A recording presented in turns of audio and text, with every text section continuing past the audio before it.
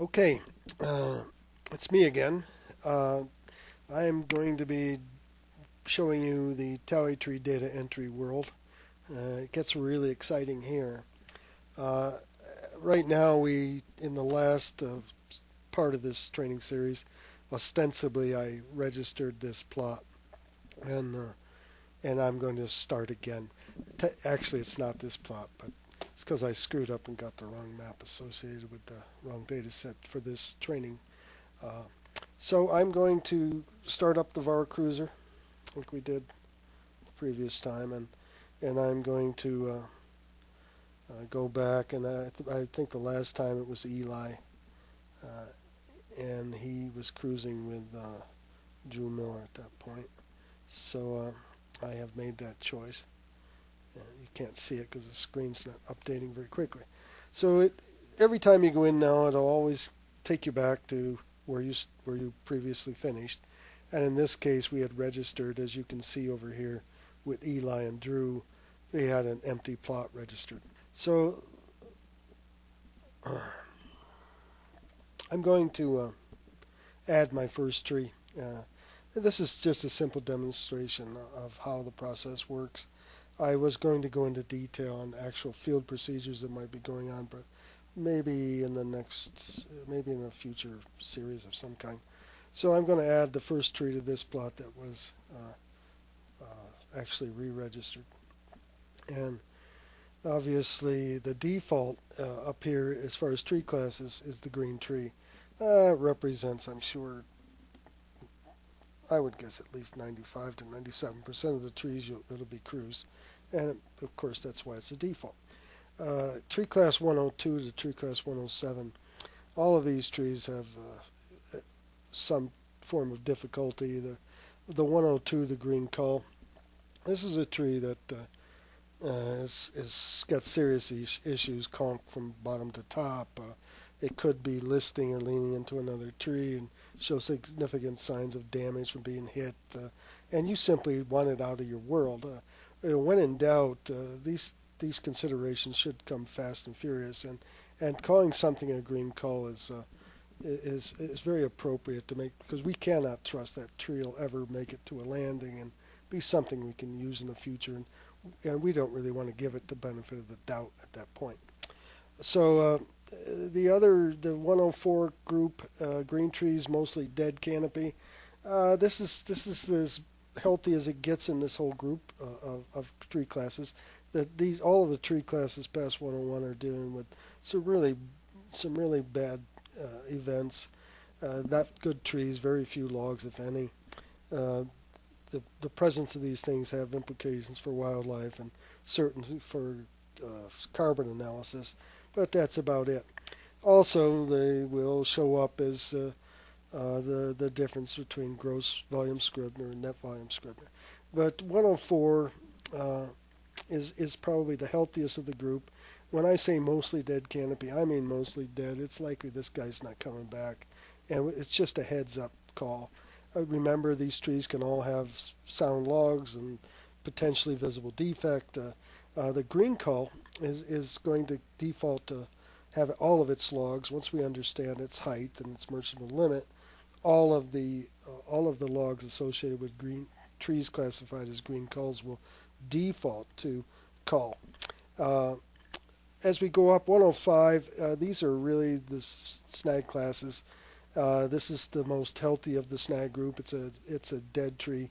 Most of the branches are present. Could have the top missing perhaps, but it's definitely not been dead that long. Perhaps a couple years or 3 years or something. 105 been dead longer. Excuse me, 106 been dead longer. Branches missing, and I say all or most of the branches now are gone, which is indicative of it stood there for probably 3, 5 years, something like that. Maybe less. I'm not an expert in how trees wither. Uh, anyway, the last snag group, it's the bad boy. It is truly the snag, and this also defaults to when we finally ascertain the merchantable height and the diameter.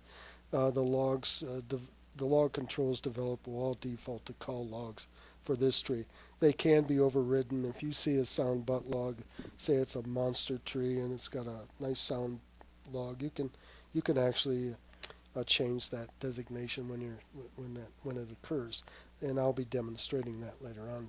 But right now, I'm going to enter just a green tree here at this point. And the species choices, the conifers are on top. They're listed in the order that we will likely run into them, although I would probably on sterling you're going to run into more Dougfir than ponderosa pine. As you go down, they become more obtuse. Sitka spruce, western red cedar, we're not going to be finding those. And then the hardwood group down below, again, black oak, live oak, tan oak, the guys we run into the most. And then the other hardwood, which we typically think of as miscellaneous hardwood. I doubt very much if I would even know what the species was. It would be some crazy tree that perhaps I couldn't identify. Okay, and so we're going to make a choice. In this case, we'll grab a white fir. And you have to be prepared now to see the wiggling. Right now, it's only really needs because it doesn't know the size of the tree or the height. It knows it's a conifer, so we have the potential to require merchantable height.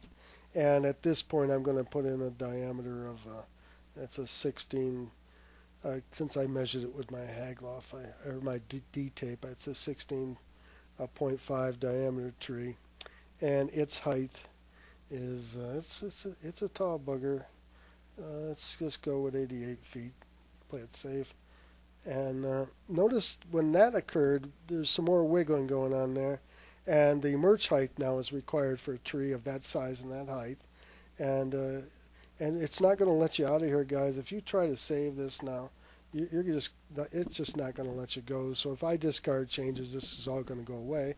But I'm going to continue because I recognize I'm required to enter that merchantable height at this point.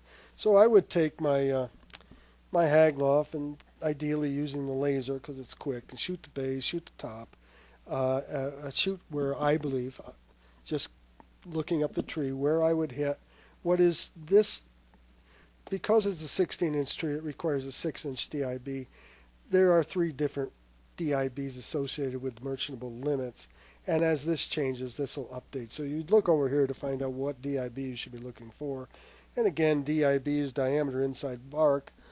I, for one, do not have X-ray eyes, so I generally kind of look for just 6 inches or so.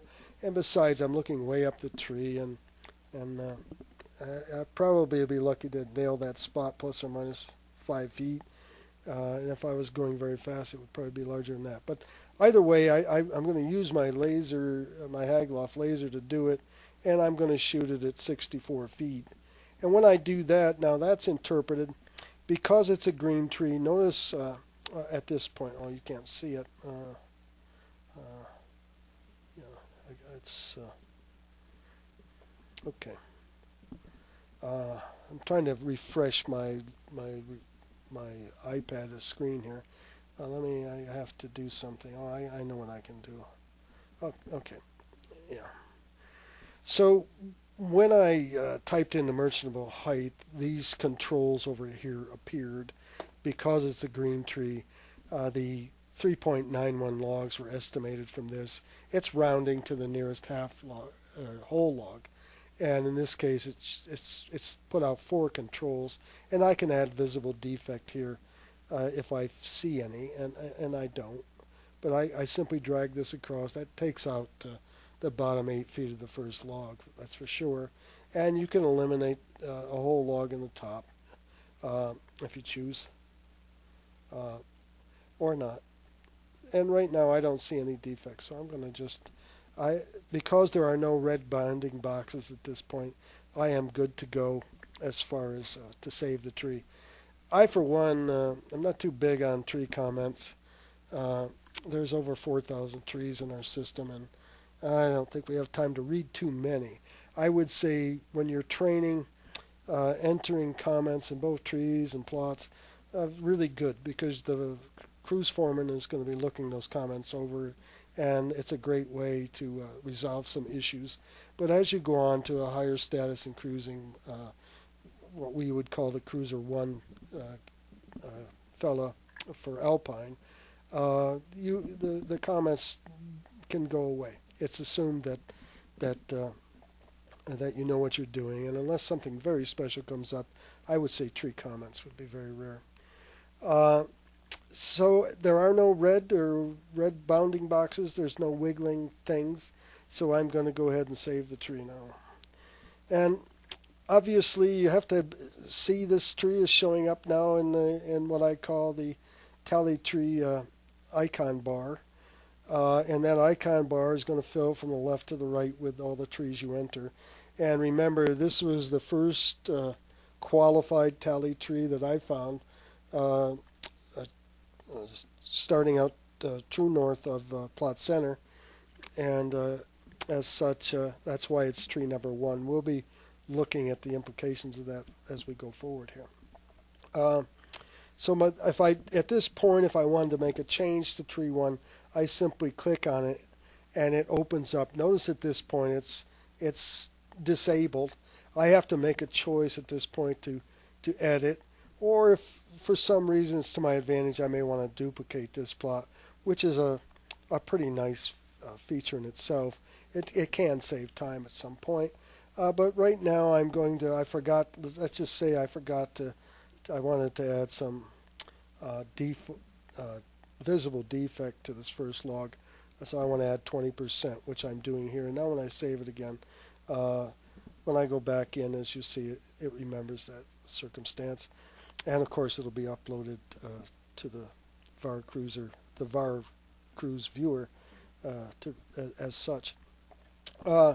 Notice over here in the tree list, in the plots list, excuse me, an icon has appeared, and where it was red at point of registration and empty, it's now showing a 1, and then that's a backslash, if you can see it, and a 0. The conifers will number over here on the left, and the hardwoods will number on the right.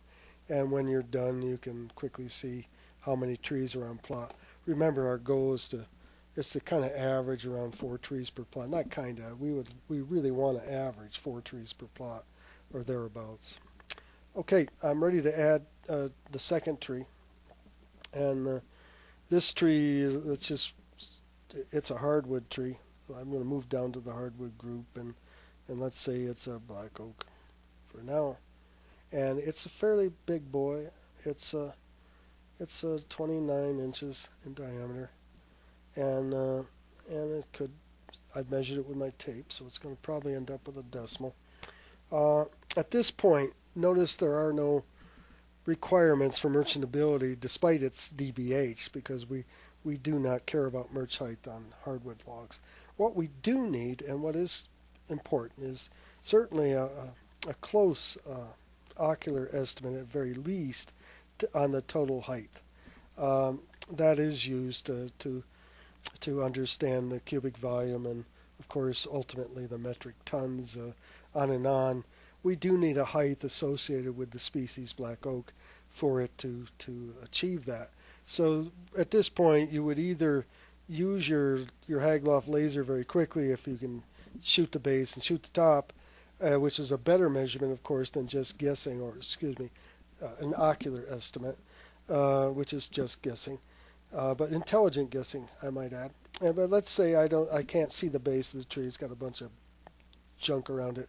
So I am simply going to opt to guess at this tree.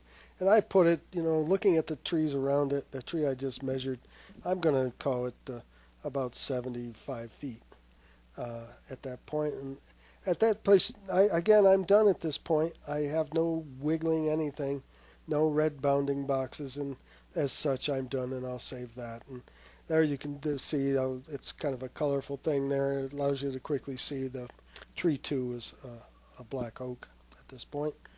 Okay, now I'm going to get serious here, and I'm going to, the next tree, as I turn from north clockwise, I'm now in the southeast portion, let's say, and I've picked up what is a bona fide snag, and I'm going to enter it.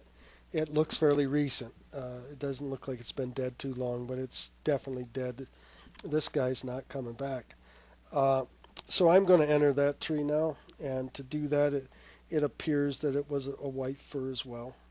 And it was about 20, 26. I measured it with the tape, and it was 26.8 inches when it bit the bullet.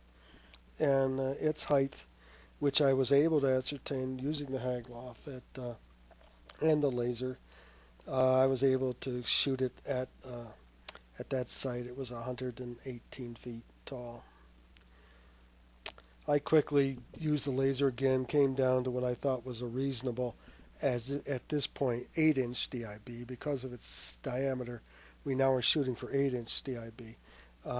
And so I actually took a wag at that with the Hagloff as a laser, and I shot that at 102 feet. And notice it all came in green at this point. That's because I failed to adjust my tree class. This is a snag, as you remember. So and now if I do it, I don't even know what's going to happen. This tree would have been a 105 at this point. And when I actually entered the merchantable height here, let's see if it updates. I don't know if it will. Actually, this class is going to come in green.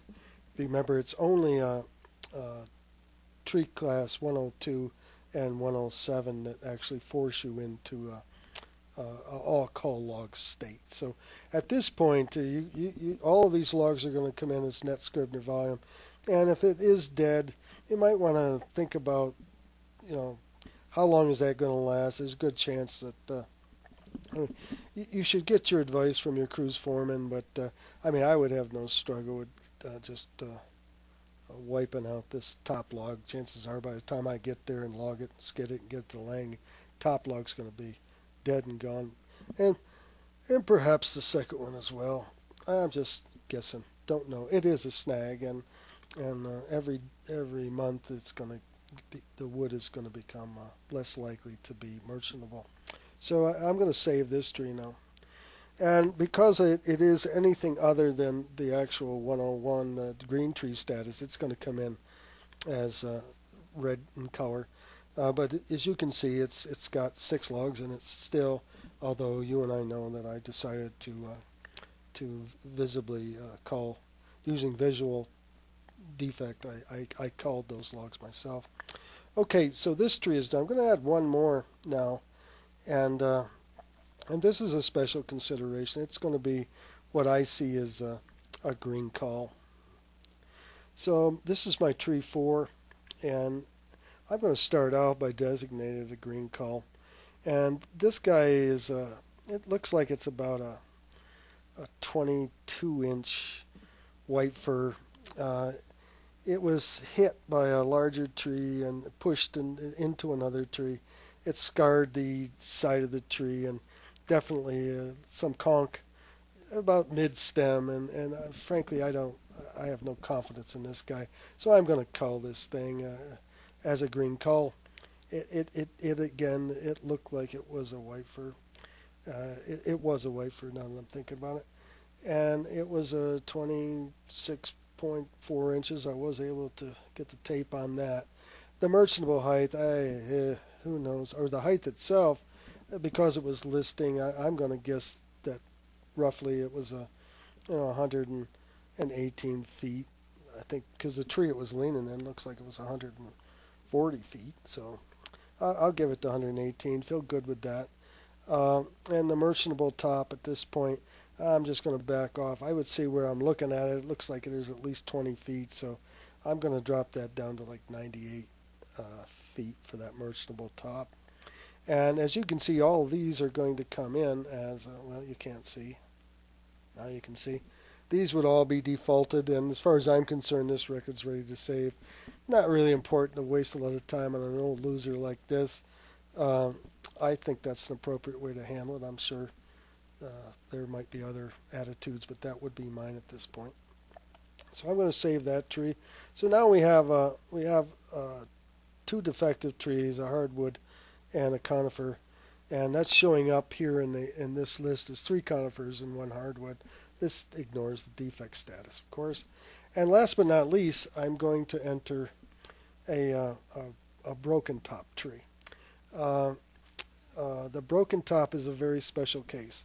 And actually, looking way back, there was a lunker way in the background. It looked like it was a 46-inch Doug fir, I believe. It's hard to tell. Most of the bark is long gone. I'm going to guess it was a Doug fir. It doesn't really matter, I suppose, because it actually is only about 30, 40 feet tall. It's a stub. The rest of it, I see pieces of it out there on the ground, but it's been down for a very long time. And so I'm going to designate that thing. I mean, it is dead. And I mean, it's a goner right there. It's the 107 if there ever was one. Uh, Most of it, again, is on the ground and it's barely discernible. Uh, I would, again, I believe it was a Doug fir, best guess. The DBH I was able to measure, and it was a big old boy. It was about 44.8 inches. Okay, and now it wants the height at this point, and the height I don't know. I guess I don't know how tall it was. It's I don't know how tall it was. So what I'm going to do is shoot, always shoot a tree that's got a broken top. Shoot the broken top, and you enter that into the height area at this point. And and I'm going to enter now that it looked. So I measured it with my Agloff. It was an easy shoot, and I got it at 44 feet at this point. And so that now is in fact the broken top height, and it's wiggling down there. It's really got the wiggles. It wants that merchantable height because at this point it doesn't know it's a broken top. It thinks it's like the goofiest tree ever, 44 inches in diameter and 44 feet tall. It does not know. It's not smart enough to know that. So to make it know that, you simply need to drag the broken top icon over, and you see this is the magic that occurs. It actually, because it's a dead tree, it culled the first three logs because the height of the broken top was 44 feet, and that translates to 2.66 logs, at which time that's rounded to three full logs. So it builds the controls over here that best fit the circumstances, and I would stay with this. If you thought the first that it was sound, you could actually at this point, roll this back. Uh, you'll have to use your judgment on that and whatever your cruise foreman has informed you. But right now, this tree is ready to save. It actually, VAR Cruiser has when we loaded that broken top CSV, it is actually a dual set. Uh, we used all the trees in the previous cruise, all of the measured trees, and there were about 225,000 trees measured. Uh, and we actually reviewed those at great length and came up what is by diameter the typical real height. So I call this the predicted height is 147, and the merchantable height as ascertained at that time is 125 feet. So it actually looked this up from an onboard data table, and it filled in the data as we needed to at this point. So the merch height is now 44, uh, and but frankly, this is what's going to get saved, and this is the critical part over here. We do need to keep track of missing data, uh, specifically for carbon, if nothing else. And of course, all of the defective trees have wildlife implications and need to be tracked for that reason, if none other.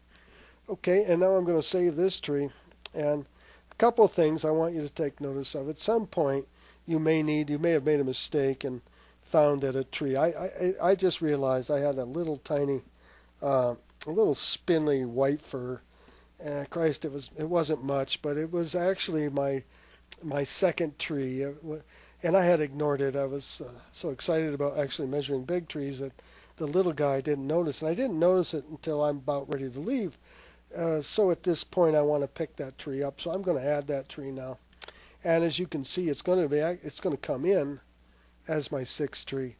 So I'm out there, and it's another little spindly white fir, but it's tiny. It's just a tiny tree. When I went out to measure it, it's very close to 2 inches. So I'm just going to go with the 2-inch thing here, and it's got height to it. It truly has height, and it's perhaps I'm not going to shoot it. I'm going to guess it's at it's almost 14, 15 feet tall. So I'm going to enter 15 feet to play it safe. And when I enter that, it's done. And now that becomes tree 6. That's the one I forgot. It's located all the way over here. So at this point, I realize tree order is very critical, especially for our check cruisers. Uh, we ask them to account for every tree that you found on plot. When you entered this little tiny tree, it accounts. It was very close to plot center. At a 50 bar of cruise, it was only a foot away, foot and a half away. And that being said, it's still very important. It's very important to the understory calculations done in inventory. So it's very important I pick it up. But in lieu of the fact that it's actually tree 2, which is why it was hard to understand that because it was so close, I do believe it was tree 2. I'm going to just hold down.